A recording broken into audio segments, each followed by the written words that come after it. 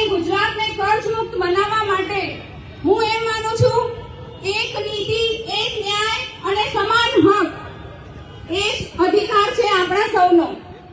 આભાર. જય હિન્દ, જય ભારત. जोरदार तालियां साथियों. नारी शक्ति. आवाज नहीं आई साथियों. इस दुनिया में आने में एक महिला का बहुत बड़ा योगदान होता है, तो उनके लिए वैसा भी उच्चारण होना चाहिए. नारी शक्ति. बहुत बढ़िया साथियों. कार्यक्रम को आगे बढ़ाते हुए अब आपके बीच में बुलाना चाहूंगी दिल्ली से आए हमारे बड़े भाई राहुल भास्कर भारती जी. जो जोरदार तालियों से स्वागत करेंगे राहुल भास्कर भारती जी.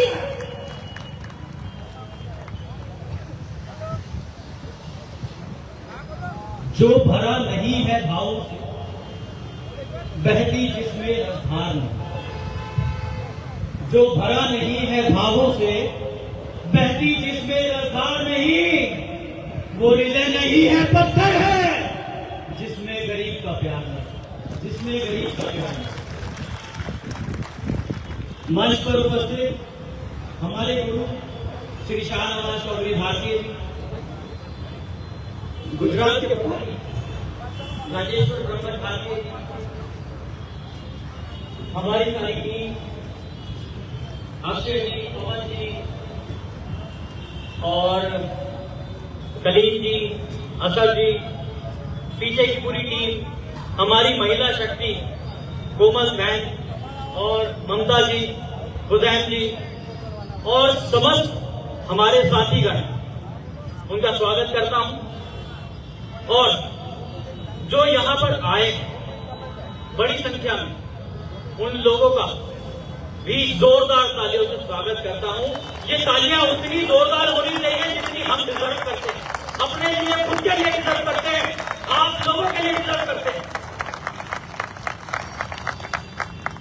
गुजरात में क्योंकि आज सरदार वल्लभ भाई पटेल जी की जयंती है, उनको नमन करता हूं. अम्बेडकर जी, महात्मा गांधी जी, उनको भी नमन. अपनी बात शुरू करना चाहता हूं कि ये आज का जो प्रोग्राम उन लोगों के ऊपर जोरदार तमाचा है जो ये कहते हैं कि जनता कर्जे से परेशान नहीं है या नहीं है? है या नहीं है? जोरदार तमाचा है ना उन लोगों के मुंह पे.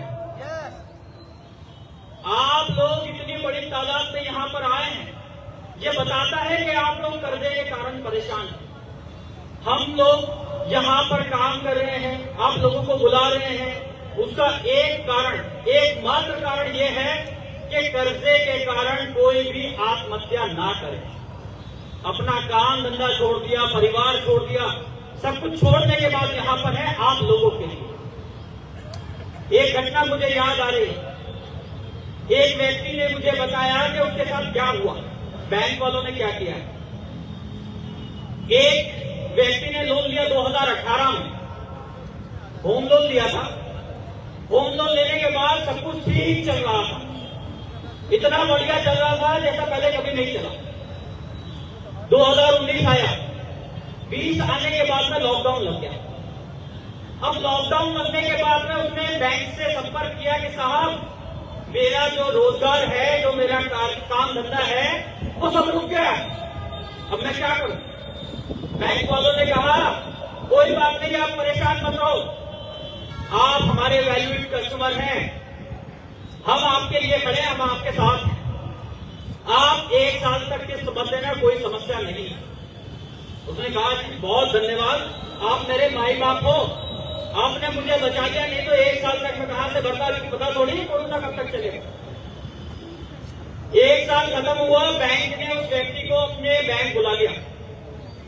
बुलाने के बाद कह रहा साहब बैंक आ जाना, आपसे कुछ बात करनी है, आपकी कुछ किस्तें बढ़ गई हैं क्योंकि आपने 1 साल तक लोन नहीं दिया. अच्छा मैं आपको बताऊं कि उसकी किस्तें कितनी थी. 224 किस्तें थी जब उसने 2018 में लोन लिया था. जब वो बैंक गया, बैंक जाने के बाद जब बैंक कर्मियों ने उसे बताया कि साहब आपकी किस्तें बढ़ गई हैं। उसने सोचा कि कोई बात नहीं, 5-10 बढ़ गई। जब बैंक वालों ने उसे बताया कि साहब आपकी किस्तें बढ़कर 474 हो गई हैं, तो वो आदमी तो खड़ा खड़ा ही उसके पैरों के नीचे से जमीन खिसक गई कि भाई अब मैं क्या करूंगा, अब क्या करूंगा, कहां से लाऊंगा ये पैसा। आप ईमानदारी से बताना, आपने लोन लिया, आप क्या चाहते हो? आपके बाद आपका बेटा, आपका परिवार भी लोन करे, लेकिन उसके साथ यही हो रहा है। उसके साथ क्या हुआ? उसने बताया, ध्यान से सुना, आपके काम की बात है। उसने बताया 474 हो गई है, अब ये किससे मुझे भरनी है, मेरे बाद मेरा बेटा भरेगा और फिर उसका बेटा भी भरेगा, क्योंकि ये टेन्योर कितना हो गया, कितना समय हो गया 474 का, लगभग 50 साल। उसकी उम्र कितनी थी? लगभग 50 साल। उसने जब लोन लिया 45 से 50 साल की उम्र में लोन ले लिया, फिर उसका बेटा भरेगा, क्योंकि 50 साल में 3 पीढ़ियां तो निकल जाएगी ना, आएगा आएगा 3 पीढ़ी आ जाती है 50 साल में, बाप बेटा फिर पोता, तो ये घर उसका हो पाएगा क्या? आवाज नहीं आ रही आप लोगों की?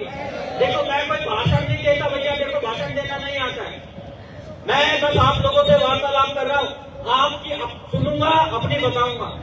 क्या 50 साल में वो लोन दे पाएगा? क्या उसका बेटा भी भुगते?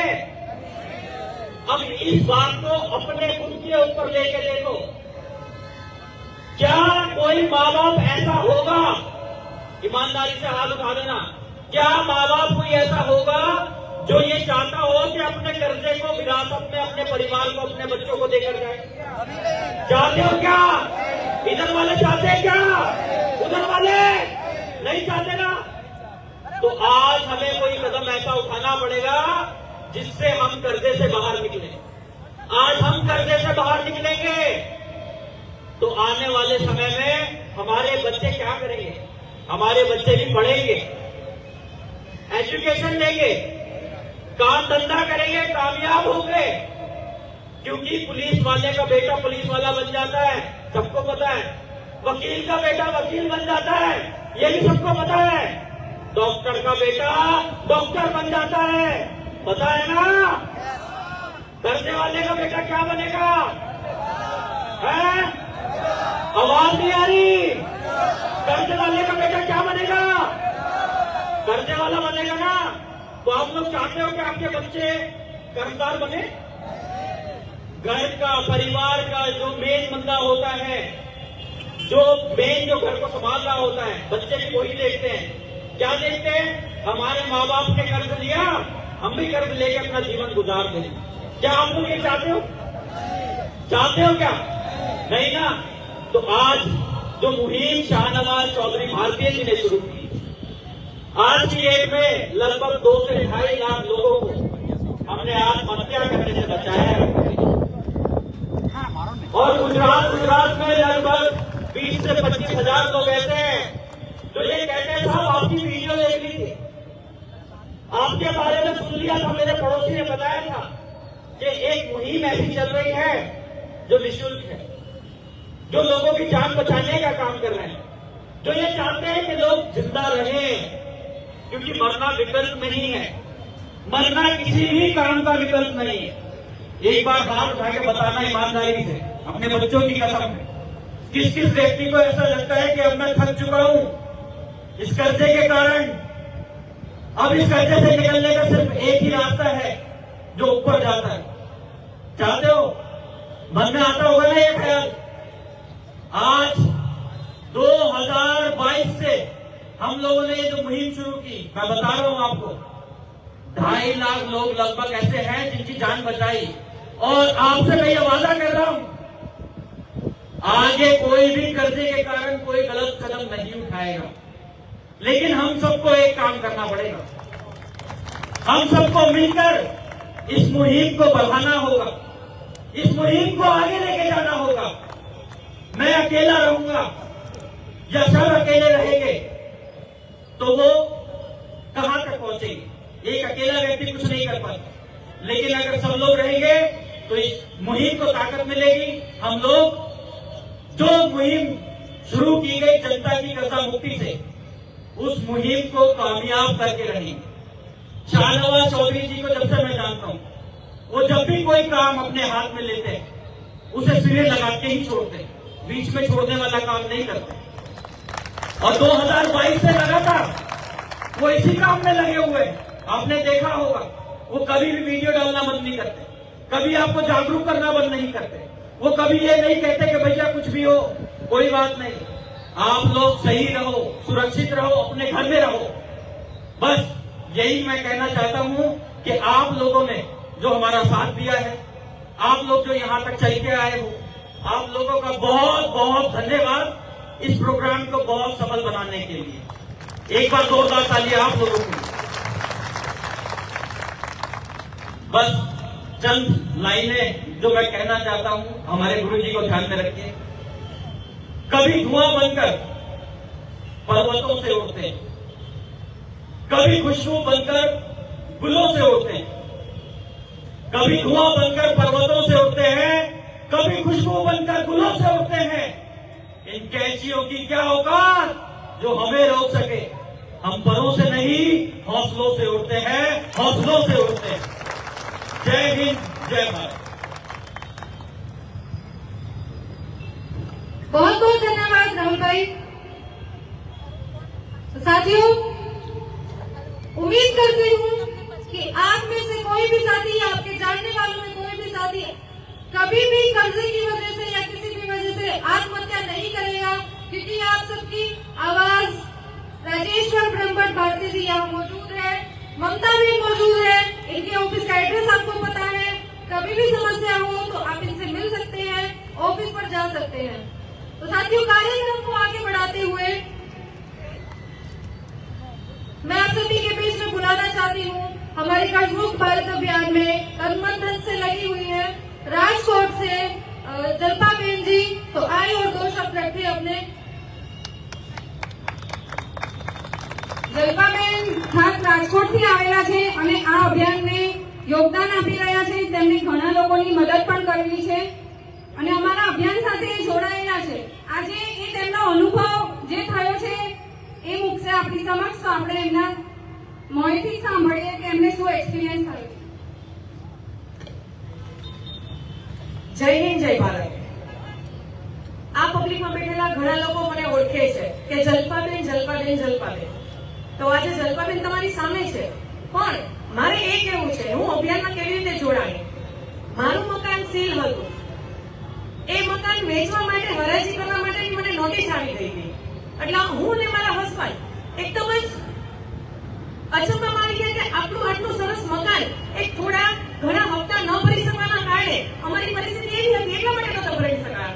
અમારી કોઈ મરજી નહોતી કે અમારે નથી ભરવા, છતાં પણ અમારું મકાન સીલ થયું અને હરાજી ઉપર જયારે આવ્યું ત્યારે હું ને મારા હસબન્ડે એવું વિચાર કર્યો હતો કે આપણી જિંદગીમાં કેમ જીવશું, કારણ કે કોઈ પણ માણસ માટે એક બેઝિક નીડ છે એનું મકાન। જો મકાન જતું રહે તો એની અડધી જિંદગી એ છે નાશ પામતી હોય છે। તો આ જોઈ અને અમે લોકો એક વિચાર કર્યો કે હવે અમારે જીવવું નથી, પણ અમારા બાળકનું મોઢું જોઈ અને અમે લોકોએ થોડાક રાહ જોઈ અને જોતાનું જોતા શાહનવાઝનો વિડીયો છે એ મારા હસબન્ડે જોયો અને મને કહ્યું કે તું આ જો શું છે શું નહીં, અને તું બધું આના ઉપર જોઈ અને આમાં જરા જોડાઈ જાય। અમે જોડાણા। ત્યારબાદ અમે લોકો પ્રોગ્રામમાં અમદાવાદ આવ્યા હતા રાજેશ્વર સરને મળવા, અને ત્યારબાદ અમને કહ્યું કે નહીં, આ તો આપણે જોડાવા જેવું છે, કારણ કે આમાં આપણે જે તકલીફ છે એ તકલીફ તો ઘણા લોકોને છે। તો એ જોઈ અને હું જોડાણી, અને હું જોડાઈ ગયા બાદ, જોડાણીથી એ પહેલા હું કર્જામાં હતી, જોડાઈ ગયા બાદ મારું મકાન હરાજી થઈ ગયું, હું કર્જામાંથી મુક્ત થઈ ગઈ અને એટલી સરસ મુક્ત થઈ કે મને એટલો એક્સપિરિયન્સ મળ્યો। અને કદાચ કુદરતે એટલા માટે મને એવો એક્સપિરિયન્સ કરાવ્યો કે તું જા અને બીજાને મદદ કર કે જે લોકો આ રીતે હેરાન થયા છે। તો એટલા માટે આજે હું આ અભિયાન સાથે જોડાઈ અને જેટલા લોકો મારી જેમ પરેશાન થયા છે એ લોકોને વધારે પરેશાન ના થાય એટલા માટે સેવા આપું છું। આમાંથી ઘણા લોકો મને ઓળખે છે, તો એ લોકોને ખાલી મારે એટલું જ કહેવાનું છે કે તમે તો આવી ગયા છો, અહીંયા સુધી પહોંચી ગયા છો, પણ હજી ઘણા લોકો એવા છે કે જે હજુ સુધી એ લોકોને માહિતી પણ નથી, અહીંયા સુધી પહોંચ્યા પણ નથી। તો એ લોકોને આ અભિયાન સાથે જોડો અને તમે અને એ લોકોને પણ ખર્ચામાંથી મુક્ત થવા માટેની જે કાંઈ પણ આપણે પગલાઓ લઈ રહ્યા છીએ, જે કાંઈ પણ મહેનત કરી રહ્યા છીએ, એ લોકોને આપણી મહેનત સાથે જોડાવો। જય હિન્દ, જય ભારત। Thank you. ખૂબ ખૂબ ધન્યવાદ જલપાજી. હવે આપણી સમક્ષ એક બીજા એક્સપિરિયન્સ શેર કરશે જે ખાસ એમપી થી આવેલા છે, જેમનું નામ છે સચિન તિવારી. એમપી થી આવેલા સચિન તિવારીજી એ પોતાના એક્સપિરિયન્સ આપણી સમક્ષ રજૂ કરશે. ત્યારબાદ આપણે કાર્યક્રમને રાબેતા મુજબ આગળ ચલાવીશું.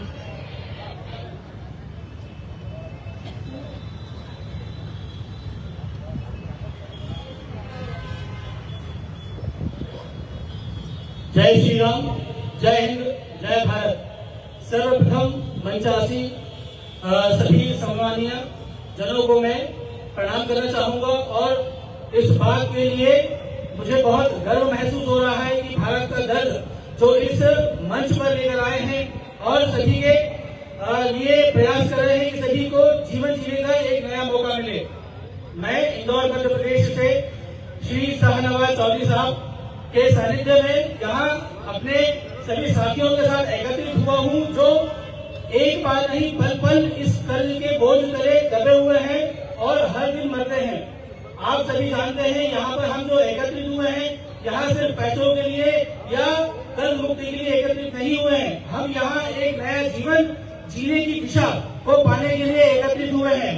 मेरे साथ जो सभी भाई यहाँ मौजूद हैं जोर से एक स्वर में जय हिंद जय भारत का नारा लगाएंगे. लाइव चल रहा है, जय हिंद शेयर करो ना, जय भारत, इसका लिंक शेयर करो. जय हिंद जय भारत.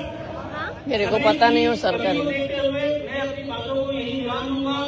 मुझे अगला मौका मिलेगा आप सभी के साथ बात करने का, तब मैं अपनी पूरी बात को याद रखूंगा. વિડીયો બનાવજો અને હું જાઉં ને સ્ટેજ ઉપર. ઓકે, થોડું બ્રાઇટનેસ કરી દેજો. બ્રાઇટનેસ કરી દેજો. ધન્યવાદ સચિનજી. ફૂલ ચાલો. અહીંયા આપણી વચ્ચે એવા કેટલા મિત્રો સાથીઓ ઉપસ્થિત મસ્ત બનાવજો. છે જેને ફોન કરવાના બાકી છે. એ પ્રોસેસ પણ આપણે કરીશું તો શાંતિ બનાવી રાખજો. તમારા બધાના ફોન ભરવામાં આવશે, એની કોઈ પણ પ્રકારની ચિંતા કરતા નહીં. હાલ અત્યારે ખાલી તમે શાંતિ બનાવી રાખો. હવે આપણે એક પ્રેમિકાબેન છે જે મહીસાગર જિલ્લાથી આવેલા છે, તે પોતાની વાત ખૂબ જ ટૂંકમાં ખતમ કરશે અને એના પછી આપણે કાર્યક્રમને આગળ શરૂ કરીશું.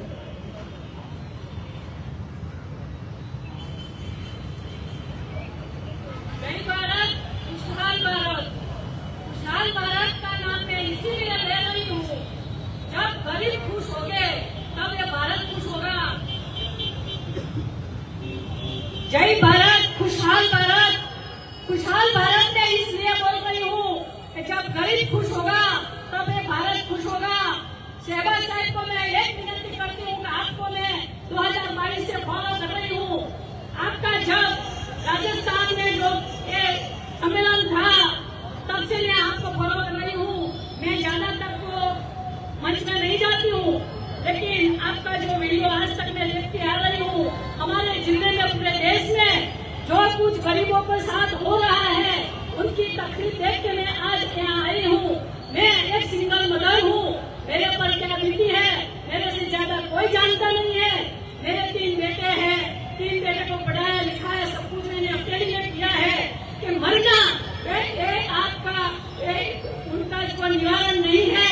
इसीलिए आप सबको मैं टुक में बोलना चाहती हूँ, गरीब हो या कोई भी हो, मेरा जो अनुभव है वो तो बहुत ज्यादा लंबा है, मैं बोलती नहीं हूँ, लेकिन इतना बताती हूँ सिंगल मदर होके इतना कुछ कर रही हूँ तो क्या करती होगी मेरे को मैं सब कुछ जानती हूँ, लेकिन आपको मैं बता नहीं सकती अभी.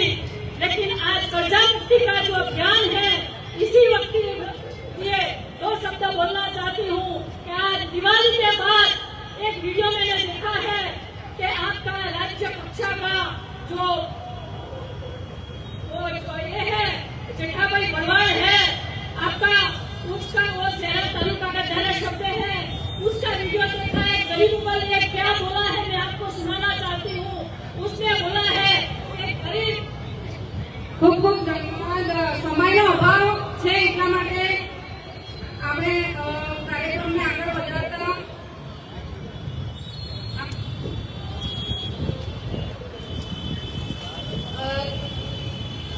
साथियों, आप सब शांति बनाए रखिए, व्यवस्था बनाए रखिए, प्रशासन का सहयोग करते रहे. अब कार्यक्रम को आगे बढ़ाते हुए आप सभी के बीच में जोरदार तालियों से स्वागत करना चाहेंगे गुजरात प्रदेश अध्यक्ष नारायण काका जी का। जोरदार तालियां साथियों। कर्जा मुक्ति अभियान के गुजरात प्रदेश अध्यक्ष नारायण काका जी। साथियों तालियां नहीं रुकनी चाहिए, जोरदार तालियां। साथियों, ગુજરાતમાં આટલા જોરદાર વરસાદ,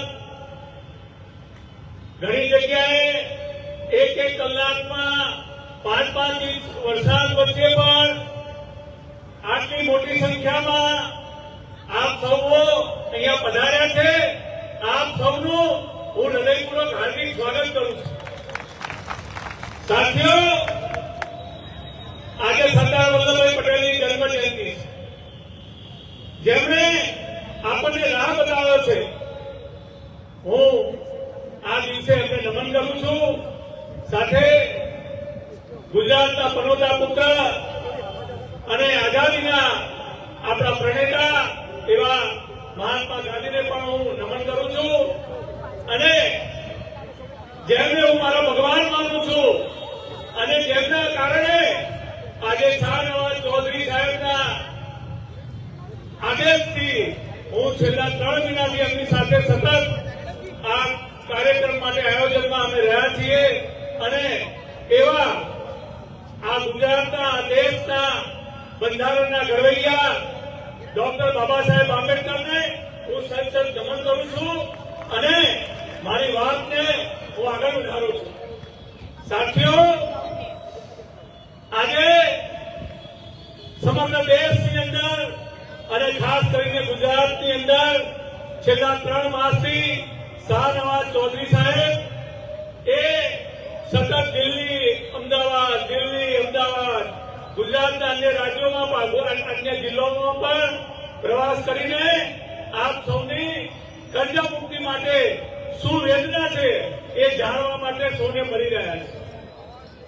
મિત્રો, આપ લોકો જે ભેગા થયા છે આવા વરસાદમાં, આવા વાતાવરણમાં, ત્યારે મેં આપને અભિનંદન પણ આપ્યા છે અને સાથે સાથે એ પણ કહું છું કે આપણે સિંહ અને હરણની લડાઈ પણ જોવી પડશે। સિંહ છે એ 1 કલાકની અંદર 50-60 કિલોમીટરની ઝડપે દોડે છે અને હરણ એ માત્ર નહીં પણ અતિ ઝડપે 90 કિલોમીટરની પ્રતિ કલાકે ઝડપે દોડે છે, છતાં પણ સિંહનો શિકાર થાય છે અને આ સિંહ જે છે એ હરણનો શિકાર કરે છે। એટલા માટે હરણનો શિકાર થાય છે કે એને ચિંતા હોય છે કે હમણાં સિંહ આવી જશે। એટલે હું સાથીઓ આપ સૌને વિનંતી કરવાનું છે કે આપ સૌએ સિંહ બનવાનું છે।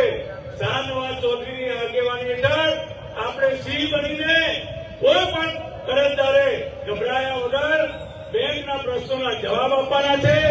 કોઈ પણ રિકવરી વાળા આવે તો કોઈએ ગભરાવાનું નથી, ડરવાનું નથી અને અમે અહીંયાથી તમને જે પણ સૂચનાઓ આપી છે, જે પણ માહિતીઓ આપી છે એ માહિતીઓના આધારે અમે તમારી સાથે છીએ, લડત લડવાની છે। સાથીઓ, એક ચકલી હતી, ચકલીની હેસિયત શું છે? ચકલીની હેસિયત માત્ર એટલી છે કે એ ચકલી બહુ ઉડીને એનો માળો બનાવે, એના બાળકોનું ભરણ પોષણ કરે। આ ચકલીએ નિર્ણય કર્યો કે હું આ દરિયાને સૂકી દઈશ। એની ચાંચમાં પાણી ભરી અને દરિયાને સૂકવવાની કોશિશ કરી। ત્યારે એના સાથીદારો બીજા પક્ષીઓએ આવીને એમ કીધું, એ ચકલી તું શું કરે છે? આ તારો દરિયો તારાથી ના સૂકી શકાય। એટલે ચકલીએ જે જવાબ આપ્યો ને સાથીઓ, એ જવાબ હું આપને કહેવાનો છું। ચકલીએ જવાબ આપ્યો કે આ દરિયાએ મારા 2 બચ્ચા લઈ લીધા છે। આ 2 બચ્ચા જ્યાં સુધી મને નહીં આપે હું દરિયાને ખાલી કરીશ।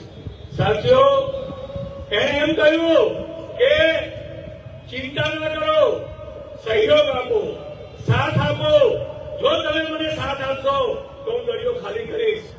એના સાથી પક્ષીઓએ વાતને માની અને તમને બધાને આશ્ચર્ય થશે કે બધા પક્ષીઓ એના કામમાં લાગી ગયા એટલું નહીં, ગરુડ રાજાને પક્ષીઓના જે મહારાજા છે એને આ સમાચાર મળ્યા ગરુડ મહારાજાએ નક્કી કર્યું કે હું એમની સાથે જઈશ. હું આપને પણ વિનંતી કરું છું કે આપણે કોઈ ચિંતા કર્યા વગર માત્ર શાહનવાજ ચૌધરી ઉપર અને આદરણીય રાજેશ્વર બ્રહ્મભટ્ટ ઉપર ભરોસો મૂકીને આપણે બધાએ લડત કરવાની છે. આપણે પ્રશાસનની સામે નથી લડવાનું, આપણે લડવાનું છે આપણા કર્જામાં આપણને રાહત કેમ મળે. તો સાથીઓ, આજે મારે એ વાત પણ કહેવી છે કે રિવરફ્રન્ટના જે પોલીસ અધિકારીઓ છે એમને પણ હું સખત નમન કરું છું. એમણે અમને કોઈ પણ તકલીફ આપ્યા વગર આટલી સુંદર વ્યવસ્થા કરી છે. હું એમનો પણ આ મંચ ઉપરથી આભાર પણ માનું છું અને એમને એમના વખાણ પણ કરું છું. અમને કોઈ પણ તકલીફ વગર આ મેડમ પીઆઈ સાહેબ છે એમણે અમને પરમિશન આપી. पुलिस वालों के लिए बहुत जोरदार तालियां। शाहनवाज चौधरी साहब ने बताया जो पुलिस वालों ने हमें सहयोग किया है उनके लिए जोरदार तालियां। तो मित्रों, જે ગરુડ રાજા નીકળ્યા ત્યારે ભગવાન વિષ્ણુને એમ થયું કે આ ગરુડ જાય છે તો મારું શું થશે, ગરુડ જાય છે તો મારું શું થશે. એટલા માટે વિષ્ણુ ભગવાને કીધું, હે ગરુડ રોકાઈ જાઓ, હું તમારી સાથે આવું છું. અને ભગવાન વિષ્ણુ આવ્યા અને દરિયાને ધમકી આપી કે હે દરિયા, તું આ ચકલીના બચ્ચાને આપી દે, નહીં તો હું તને સૂકવી દઈશ. સાથીઓ, આ દરિયાએ આ ધમકીને ગણી એને અનુસરી અને દરિયાએ ચકલીના 2 બચ્ચા પાછા આપી દીધા.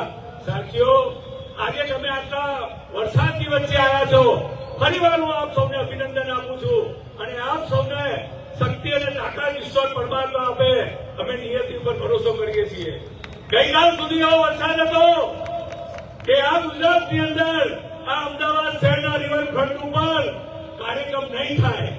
લોકો ઘણા બધા અમને હિંમત તોડવાનો પ્રયત્ન કર્યો હતો, પરંતુ શાહનવાજ ચૌધરી અને આદરણીય રાજેશ્વરજી એ લોકો એક જ વાત કરે છે કે નિયતિ ઉપર અમને ભરોસો છે. એમની ટીમ કોઈ દિલ્હી, કોઈ મધ્યપ્રદેશ, કોઈ બિહાર, ત્યાંથી બધા આવ્યા છે. શાના માટે આવ્યા છે?